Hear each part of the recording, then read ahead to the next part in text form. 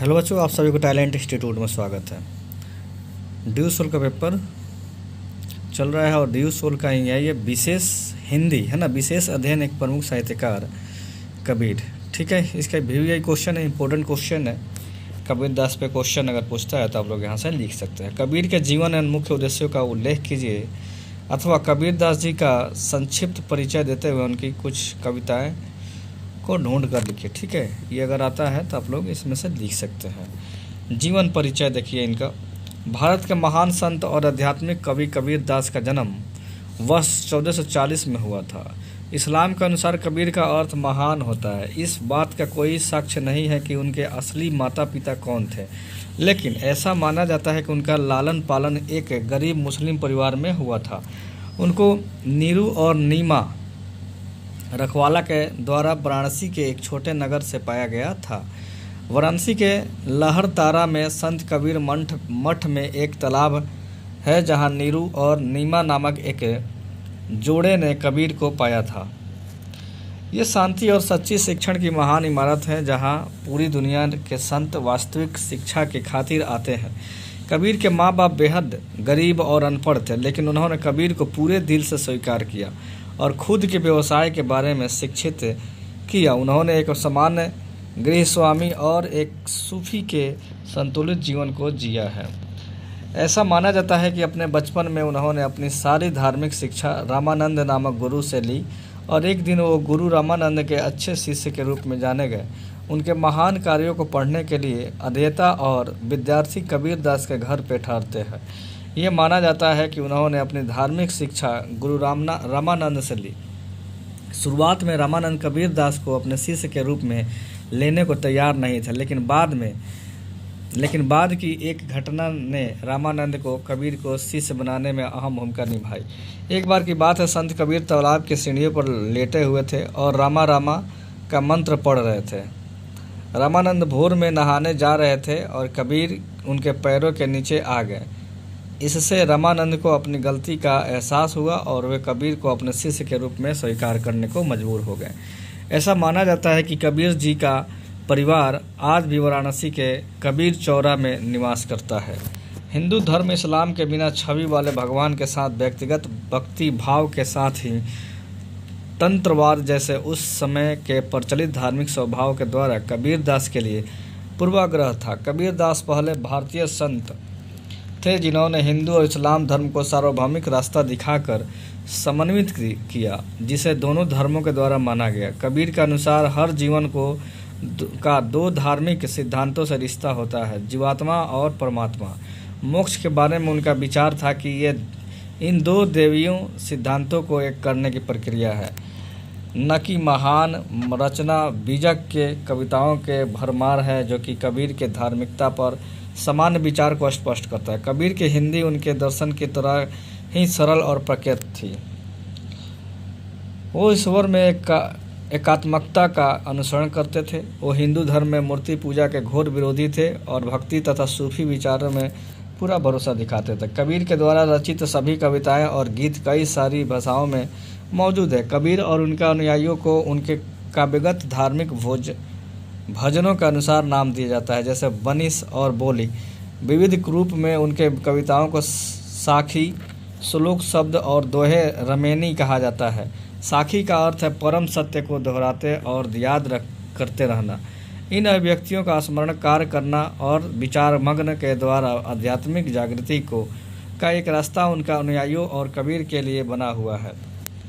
कबीर मठ में एक ऐतिहासिक कुआं है। कबीर मठ में एक ऐतिहासिक कुआं है जिसके पानी को उनकी साधना के अमृत रस के साथ मिला हुआ माना जाता है। दक्षिण भारत में महान पंडित सर्वानंद के द्वारा पहली बार ये अनुमान लगाया गया कि वो यहाँ कबीर से बहस करने आए थे और प्यासे हो गए। उन्होंने पानी पिया और कमाली से कबीर का पता पूछा। कमाली ने कबीर के दोहे के रूप में उनका पता बताया। कबीर का शिखर पर सिलहिली गाल, पाँव न टिकाई पीपिल का, पंडित लड़े बाल। ठीक है, वे कबीर से बहस करने गए थे, लेकिन उन्होंने बहस करना स्वीकार नहीं किया और सर्वानंद को लिखित देकर अपनी हार स्वीकार की। सर्वानंद वापस अपने घर आए और हार की उस स्वीकारोक्ति को अपने माँ को दिखाया और अचानक उन्होंने देखा कि उनका लिखा हुआ उल्टा हो चुका था। ठीक है, वो इस सच्चाई से बेहद प्रभावित हुए और वापस से काशी के कबीर मठ आए। बाद में कबीर दास का अनुयायी बने। वे कबीर से इस स्तर तक प्रभावित थे कि अपने पूरे जीवन भर उन्होंने कभी कोई किताब नहीं छुई। बाद में सर्वानंद आचार्य सुरती गोपाल साहब की तरह प्रसिद्ध हुए। कबीर के बाद वे कबीर मठ के प्रमुख बने। कबीर दास का धर्म। कबीर दास का अनुसार जीवन जीने का तरीका है, असली धर्म है जिसे लोग जीते हैं, ना कि वे जो लोग खुद बनाते हैं। उनके अनुसार कर्म ही पूजा है और जिम्मेदारी ही धर्म है। वे कहते थे कि अपना जीवन जियो, जिम्मेदारी निभाओ और अपने जीवन को शाश्वत बनाने के लिए कड़ी मेहनत करो।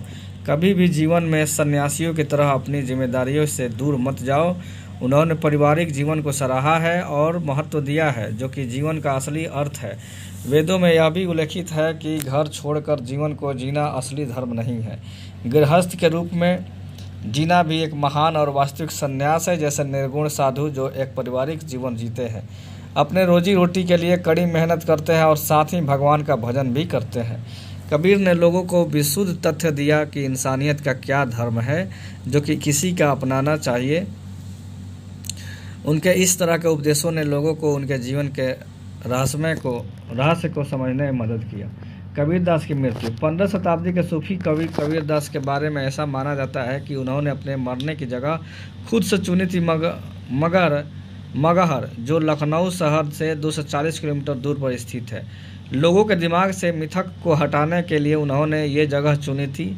उन दिनों ऐसा माना जाता था कि जिसकी भी मृत्यु मगहर में होगी वो अगले जन्म में बंदर बनेगा और साथ ही उसे स्वर्ग में जगह नहीं मिलेगी। कबीर दास की मृत्यु काशी के बजाय मगहर में केवल इस वजह से हुई थी क्योंकि वो वहां जाकर लोगों का अंधविश्वास और मिथक को तोड़ना चाहते थे। 1575 विक्रम संवत में हिंदू कैलेंडर के अनुसार माघ शुक्ल एकादशी के वर्ष 1518 में जनवरी के महीने मगहर में उन्होंने दुनिया को अलविदा कहा। ऐसा भी माना जाता है कि जो कोई भी काशी में मरता है वो सीधे स्वर्ग में जाता है। इसी वजह से मोक्ष की प्राप्ति के लिए हिंदू लोग अपने अंतिम समय में काशी जाते हैं। एक मिथक को मिटाने के लिए कबीर दास की मृत्यु काशी के बाहर हुई।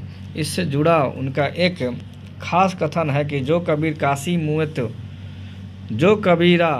काशी मुए तो रामे कौन निहोरा, अर्थात अगर स्वर्ग का रास्ता इतना आसान होता तो पूजा करने की जरूरत क्या है।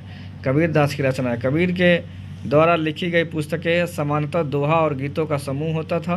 संख्या में उनका कुल कार्य 72 था और जिसमें से कुछ महत्वपूर्ण और प्रसिद्ध कार्य है, जैसे रक्त, कबीर बीजक, सुख निधक, मंगल, वसंत, शब्द रसाखी और होली अगम। कबीर के लेखन शैली और भाषा बहुत सुंदर और साधारण होती है। उन्होंने अपना दोहा बेहद निडरतापूर्वक और सहज रूप से लिखा है, जिसका कि अपना अर्थ और महत्व है। कबीर ने दिल की गहराइयों से अपनी रचनाओं को लिखा है। उन्होंने पूरी दुनिया को अपने सरल दोहे में समेटा है। उनका कहा गया किसी भी तुलना से ऊपर और प्रेरणादायक है। ओके बच्चों, तो ये है हिंदी का एक क्वेश्चन अपलोड हो चुका है। ये दूसरा क्वेश्चन है और इम्पोर्टेंट क्वेश्चन ही है, मैं अपलोड कर रहा हूँ। ओके बच्चों, तो चलिए आप लोग पढ़िए इसको अच्छे से और फिर पेपर दीजिए। मेरा बेस्ट विशेज आप लोग के साथ है। चलिए फिर मिलते हैं अगले वीडियो में। थैंक यू सो मच बच्चों।